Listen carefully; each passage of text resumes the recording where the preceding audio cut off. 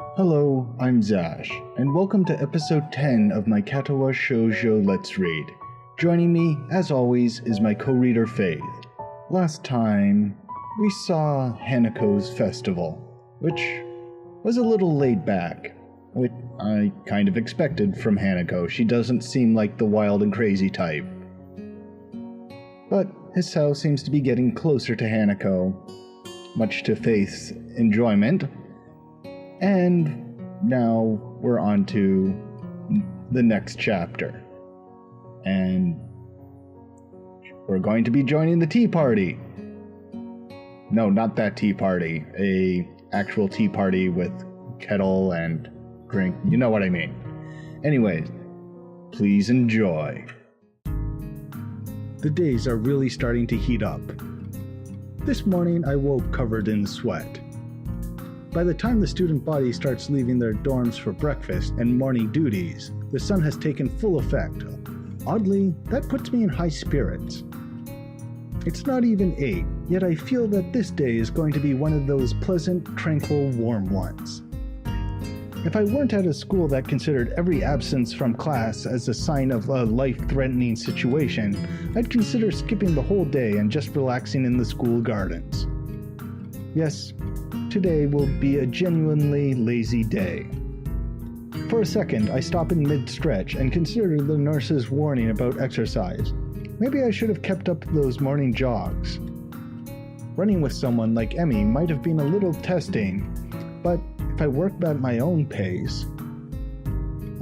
who am I kidding? I couldn't stick to something like that without some kind of motivation. It's not like I sit around all day. The walk to and from the convenience store counts as exercise, right? Especially when the walk back is up the hill. Yeah, it's no big deal. Compared to months of lying in a hospital bed, I'm getting plenty of exercise.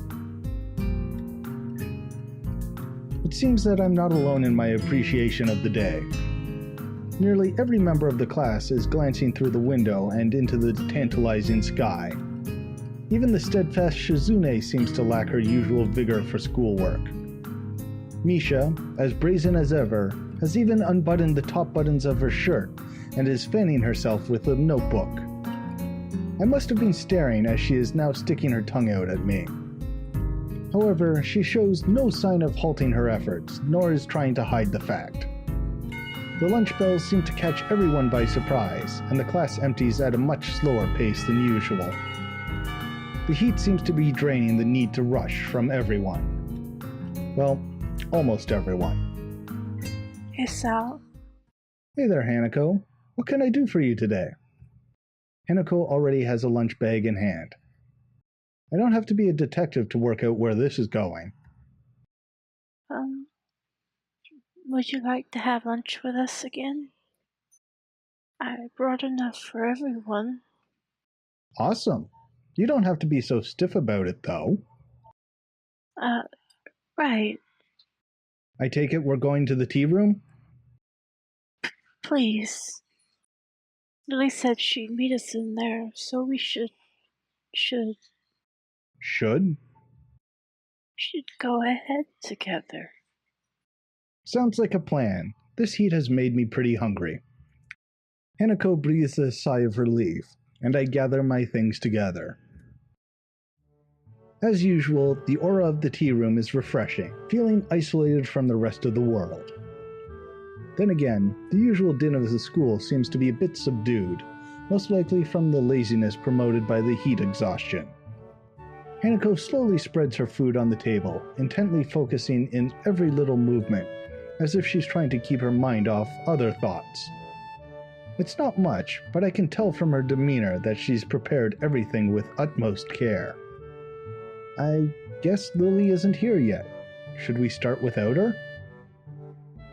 She'll be here soon. Hanako struggles with the lid of the container of rice. Here, let me help with that. I take the container from Hanako's hands and try to force open the lid. Try as I might, it seems wedged shut. Let me guess, did you put this in while the rice was still hot? Yes. I was in a rush. I put the container on the table between us. I thought so. Looks like this is wedged shut. We need some hot water to get it open. But that could be a pain in here. We get water everywhere. Well, in that case, how about I contribute to today's meal? At the door, Lily smiles while holding up a bag stocked with various buns and bread rolls. I can't help but do the same. Since you two had a change of plans because of me, I thought I would bring a little something. Thanks, Lily. Here, let me get that for you. With a little guidance, Lily's bread assortment joins Hanako's riceless platter. I hastily make some tea to complete the picture. Well, I'm looking forward to this. As I take a bite, I notice Hanako trying her hardest not to look like she's looking at me. It's nothing special, but then again, I can't really complain. I'm pretty lazy when it comes to cooking for myself. Not bad. I guess this is made from the stuff you bought yesterday? Yes. Hanako's eyes showed at me, begging for some kind of feedback. Well, it was clearly worth it. Thanks, Hanako. I wanted to show you this after yesterday. It's okay. I was just a little surprised at the stuff you were buying. Hanako's always liked to experiment when it comes to food. I think it's good. Most of the time. While Lily's smile doesn't waver, the slight change in her tone tells me that things have not gone so well in the past. It's not like Hanako has many people to sample her cooking. Hang on, was Lily waiting for me to go first? She didn't start eating until after I said it was all right. Her cheeky grin tells me that this was a deliberate action on her part. I'll have to try and work out a way to get one over on her in the future to make up for this. Well, it's good, and that's all that counts, right? Right. Lily, satisfied at not being the first to sample Hanako's creation, begins to consume the food in front of her. I find myself staring as I watch her chopsticks gently touch the plate, their tips deliberately poking and tracing to quickly ascertain the positions of the food as she dexterously picks it up. One might think she were a child playing with her food if not for the situation, though she does it with such care and thoughtlessness that it's obvious this is simply how she eats this kind of meal. Not wanting to miss out, I start filling up myself. Hanako takes a different approach, waiting until Lily and I have our hands clear before quickly snatching up her share. Before long, the containers are empty, save for the still shut rice container. Thank you, Hanako. That was filling. No. Thank you for the bread. Yes, it would have been a disaster if not for that. You're both welcome. But now I must be getting back. It's far too easy to be late after eating here. Yeah, I see what you mean. I think we'll just clean up here and then head off. Well then, good day. Lily leaves, her cane tapping away down the quiet hallway. Hanako and I quickly pack our things and stay seated, waiting for the bell.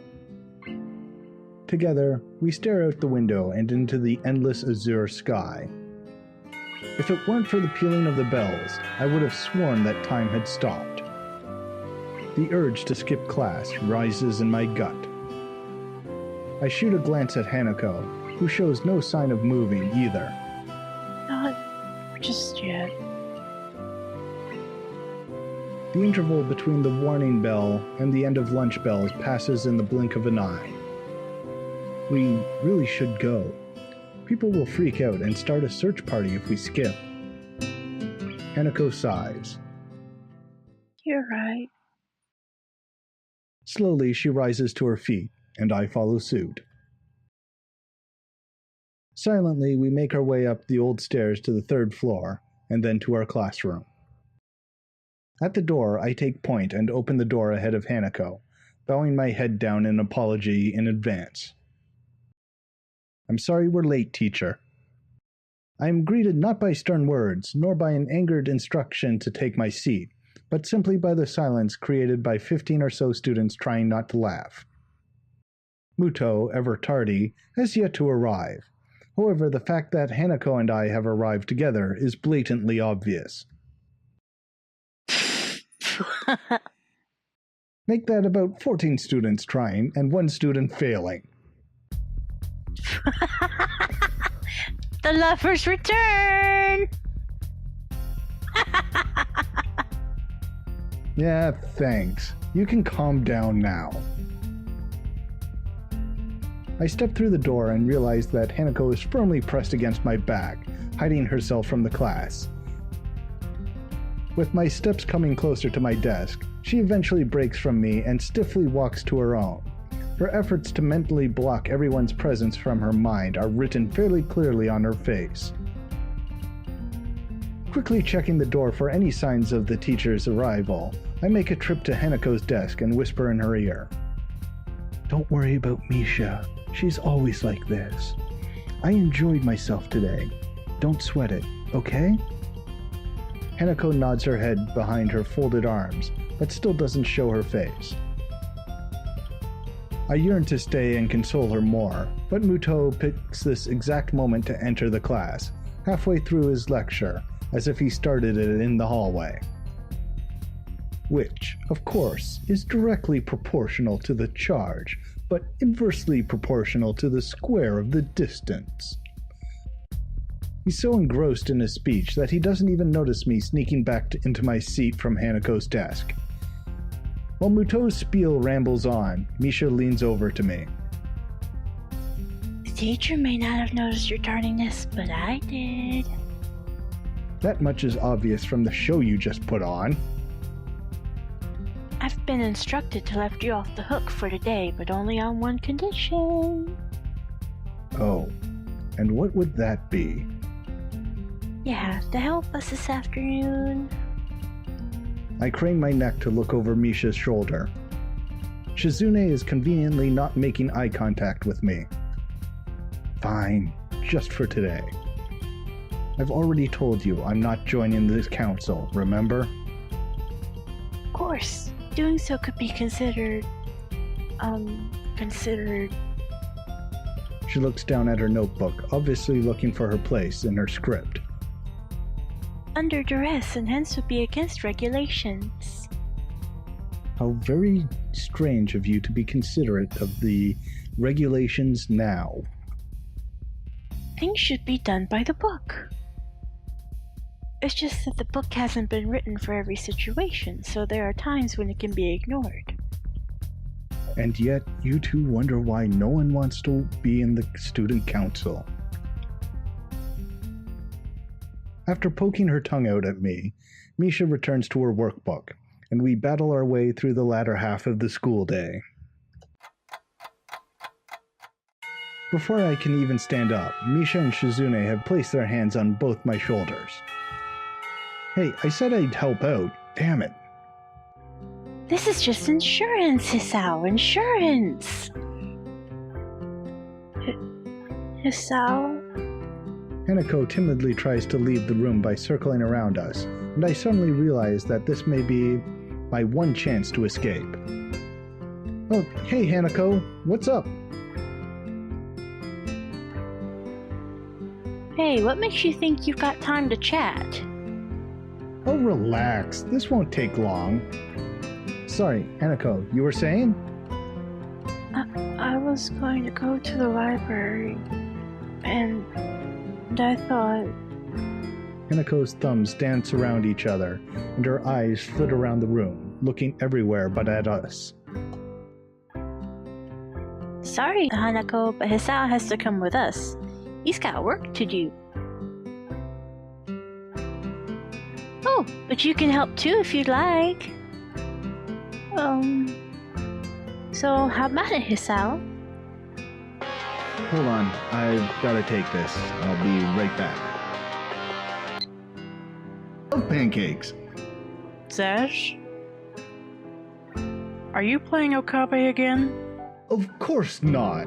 I am not Okabe Rintaro. I am the insane mad scientist Hoyin Kyoma! Well, your traveling through time isn't going to change my decision. We're going to tell the student council to fuck off. So, no pancakes then, right? Yeah. Unless you want Mom to deliver them personally. Nope, I'm good. Hey, Shizune, I know I said I'd help, but I forgot I already made plans. Besides, I helped out more than my fair share last week, didn't I? I promise, I'll make it up to you some other time.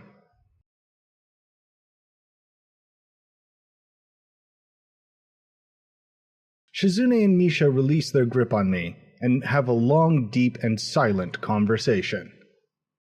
Well, you have a point there. To be honest, we were only going to spend the rest of the budget on cakes. So, if you're not there, it works out better. More cakes for us. Shizune about faces and marches out the door, and Misha skips out after her. Well, that was a lot easier than I thought it was going to be. Last week those two were like bloodhounds, or prison guards. Or maybe prison guards bred from bloodhounds. I can't believe I just thought that, let alone saying it out loud. I think I need to move away from Kenji. Never mind. Anyway, should we go to the library? Sure. Hanako follows us through the still crowded halls to the library, using me as a shield. As soon as we are through the door, Hanako bolts for the counter, where Yuko is stacking books. Before I can catch up, Hanako has whispered something to her. You find that in nonfiction, but I don't know where exactly. If you want, I can look it up.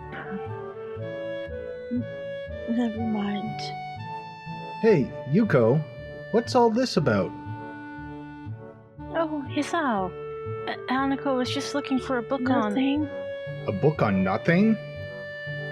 I was just... I shot a glance at Yuko. She looks like she's about to burst from the pressure of keeping Hanako's request secret.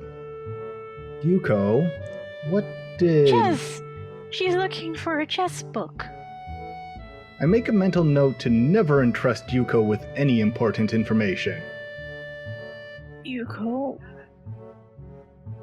I'm sorry, Hanako. It just slipped out. Well, it's not a secret anymore. Come on, I'll give you a hand. I should really brush up on my skills, too. Okay. Yuko disappears behind the counter in shame, as Hanako and I wander to the depths of the non-fiction section. I know there is supposed to be a system for categorizing the books, but I don't know how anyone can decipher it without spending half their lives researching it. That's probably why all the librarians I know are neurotic. Towards the end of the aisle, between a book on card tricks and some books on kids' games, stands a single book bearing the title Chess Tactics for Champions. Before I can reach for it, Hanako has the book in her hands, clutching it to her chest. Well, I guess that's yours then. Mind if I borrow it when you're finished? Sure. I just haven't really played against anyone but Lily before, so I thought... Damn. It's not like I was trying to beat Hanako deliberately or anything, but she seems to have taken it to heart. Then again, at least this means she wants to play me again. That's a plus, right? Well, it's not like I'm a master or anything. I just played a bit before. It occurs to me that I haven't told Hanako about my condition. I falter for a second, deciding to cover my tracks. This is a conversation for another day. Before I came here. Are you alright? Yeah, I was just remembering something. When I think about it, I shouldn't be afraid to tell Hanako about my condition and my time in the hospital. Judging by her scars, she probably spent a fair amount of time in a hospital bed.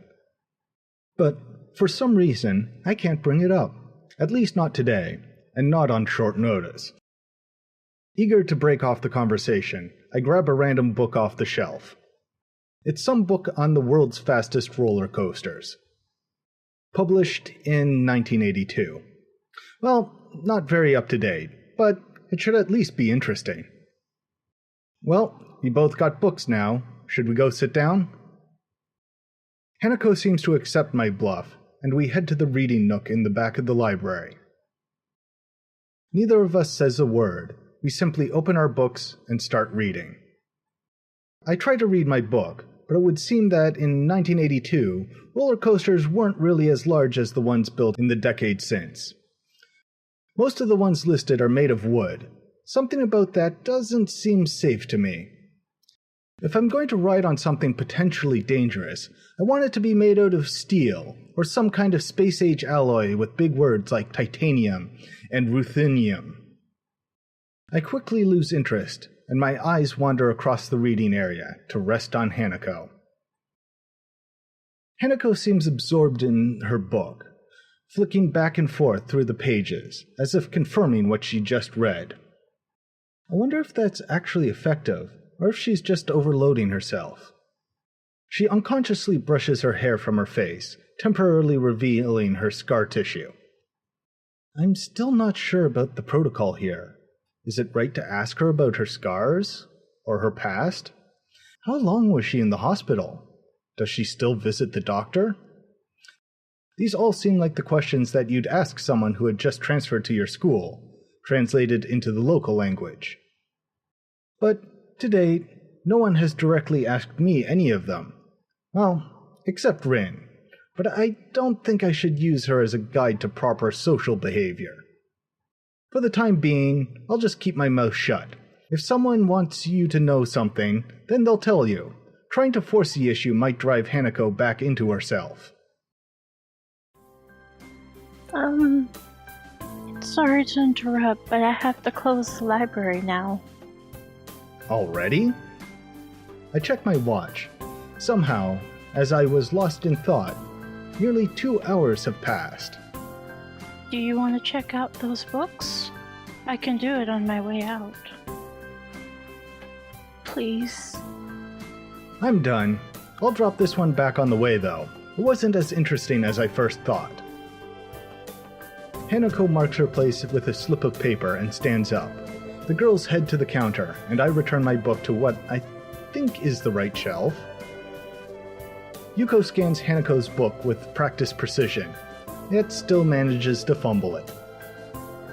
Oh, there we go. Third time lucky. Since this is a non-fiction book, you can only have it for a week. That's okay. Yuko shuts down the library's computer and herds us out the door. I didn't think it was this late already.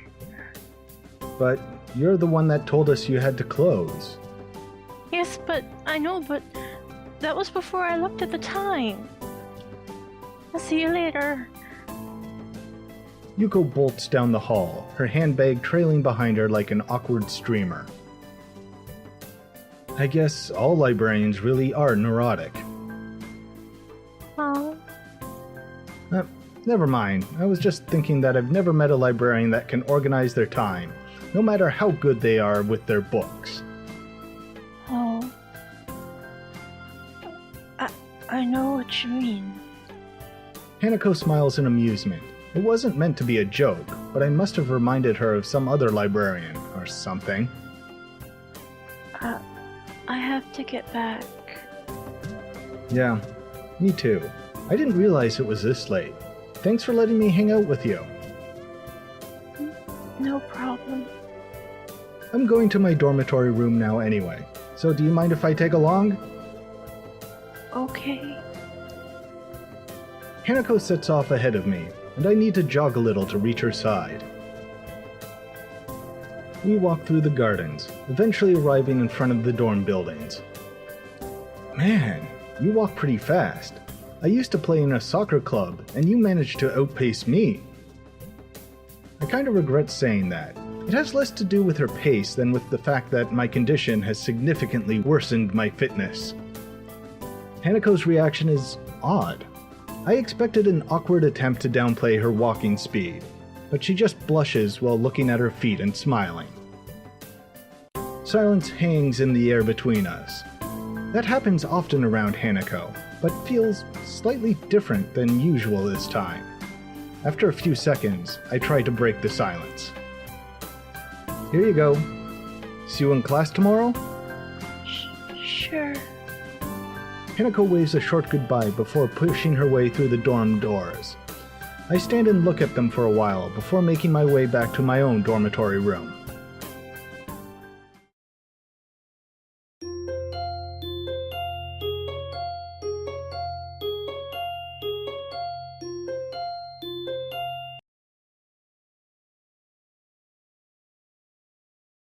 Chirping birds. Normally, this would be a good time to reflect upon the beauty of nature. But it's 6 a.m. Covering my head with the pillow, I slam my face into the mattress, hoping that the impact will send me instantly back to sleep. Futile. I toss and turn, but sleep simply won't return to me. All right, nature. You've won. See? I'm getting up now. The lack of sleep weighs my mind down, and there's only one remedy for this: a nice, hearty breakfast. It would be nice to be the first person here. To be the first to dig into a piping hot pile of food, to sit wherever I desire. It would have been nice. But even my exceptionally early start has put me behind the most diligent students. I guess there are quite a few people that have early starts here, for one reason or another. A group of students in sports clothes huddle around one table, eagerly discussing game plans in between inhaling great gulps of food. Scattered around the hall are a number of sleepy-eyed students, probably suffering from the same ailment as myself: noisy birds. And, of course, there are the people who actually enjoy getting up this early. The ones with their bags stuffed with textbooks and completed homework.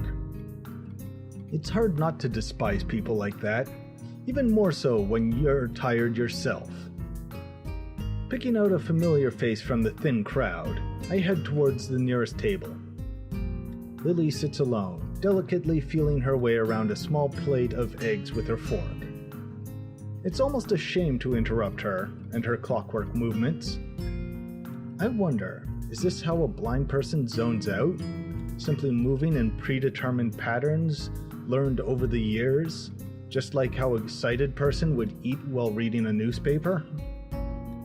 Good morning, Lily. I didn't expect you to be here this early. Oh, Hisao, you startled me. I didn't know you took breakfast this early. I don't.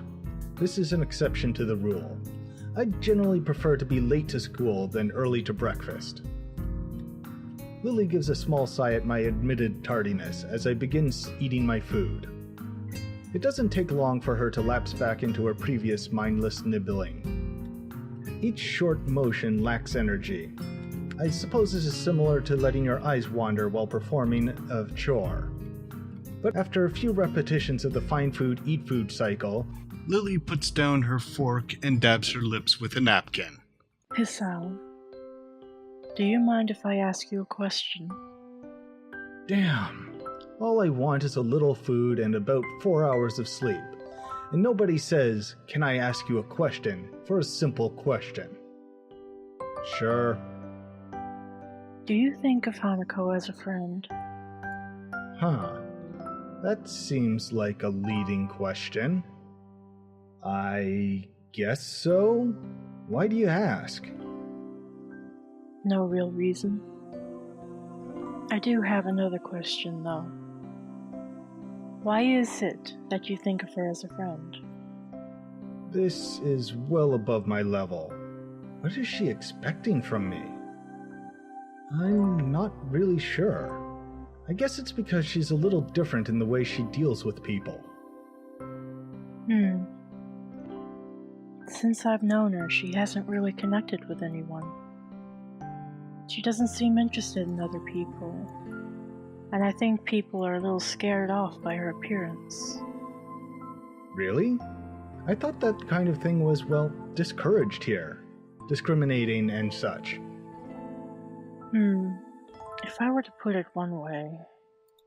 She furrows her brow in thought, a move which makes me slightly anxious as to what she's plucking from her mind. I'd say that you're a little naive. Naive? I'd be insulted if not for the slightly cynical grin on her face. While Yamaku has a stronger sense of community compared to other schools, it's far from being free of conflict. Rules cannot remove human nature, after all, only suppress it. That's something I've noticed, actually. Just little things, like how certain people in cliques avoid each other in the hallway. It's no different than my old school, really. Even Lily and Shizune could be considered bitter rivals, even though they both seem like fairly accepting people. Well, at least the Misha-tinted Shizune does. Who knows what actually goes on with her fingers and behind her glasses. Yeah, maybe Misha's the one who doesn't like Lily and is, twisting Shizune's words to make Shizune seem like the bitch, and it's really Misha that's the manipulative bastard. I guess you're right. But when I first came here, everything was a bit of a shock. I kept on making mistakes, or at least thinking I was making mistakes. Like when we first met and I said, "I see" to you. I didn't know if that was considered rude or anything, so I tried to just put it in the back of my mind, treating people any differently and that kind of thing. So, I didn't. I told myself that Hanako and you and everyone else was just normal, and I tried to ignore the obvious. I talked to Hanako as if she were any other person, and so we became friends. At least, that's how I think it happened. But, you know, I feel guilty just from saying something like that aloud, as if it took extra effort to think of Hanako, or you, or anyone here as normal people. I don't think that's right. Hisao, I think you are naive, but I also think that you're a good person. It is perhaps one of your better traits.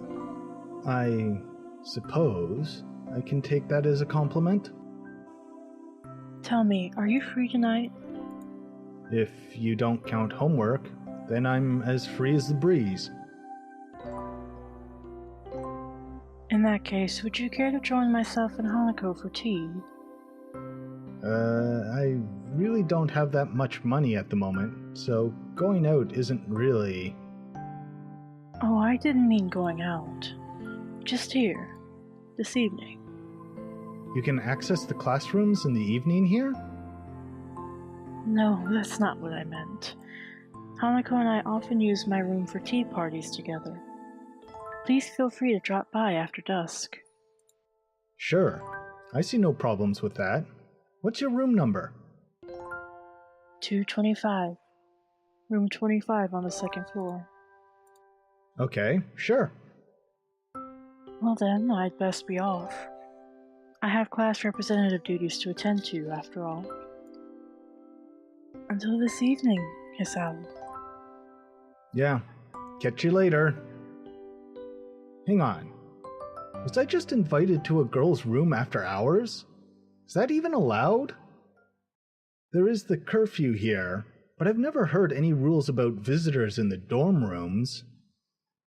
Even still, this is enough to get my sleep-deprived brain jump-started. Add that to a lukewarm breakfast, and you have one hell of a pick-me-up. I grudgingly go to class, still a little excited at the prospect of breaking the rules. I feel a little like a kid planning to sneak out of his window at night. Maybe that's going a little too far, but when you compare an invitation to a party to 6 or so hours of lectures, I know which one wins. Misha and Shizune do little to relieve my boredom either. For once they seem determined to actually complete Muto's assignment. Nevertheless, the day eventually winds to a close. I hurry back to my room to wash up and comb my hair. Thankfully, I don't run into Kenji. Before long, I am leaving the boys' dorm. I nervously rap on the door marked 225, checking my watch once again. Is that you, Hisao? The door is open. You can come in. Lily's voice lilts through the door and soothes my nerves. Even though I know there is no ulterior motive behind this invitation, it doesn't stop my mind from running wild with possibilities. One guy, two girls, in a dorm room, with a tea set. When I put it like that, it sounds a little dodgy. Giving a small sigh to steady myself, I gingerly put my hand on the handle and open the door, craning my head to see inside.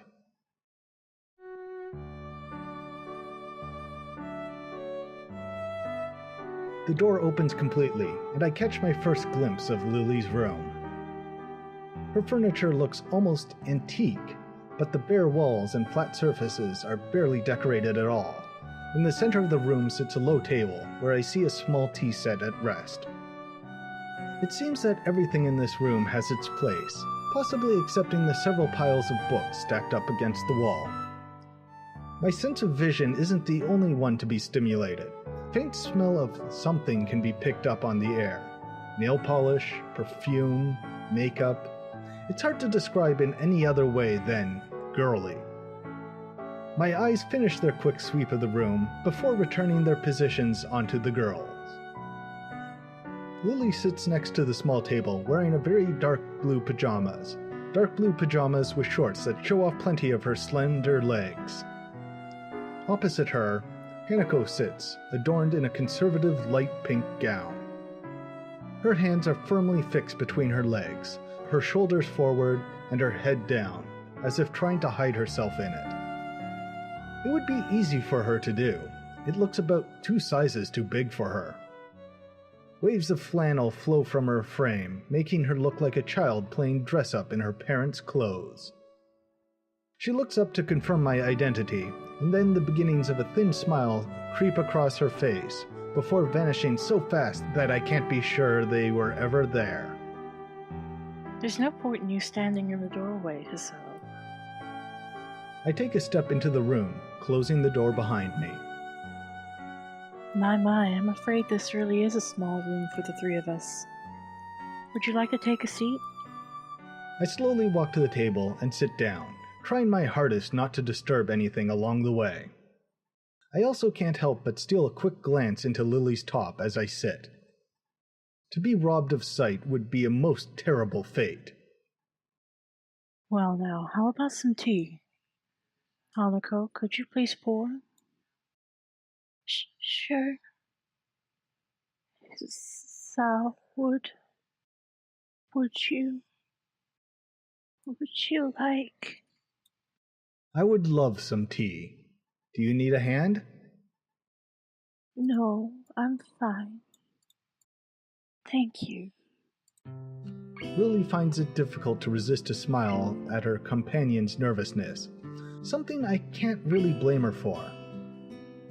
Been a tiring day? Yeah. I relax at my place, opposite of the cabinet. To my left is the blue-clad Lily, and to my right sits the pink Hanako. The tea set on the table looks cute as well as practical, painted red with a floral motif.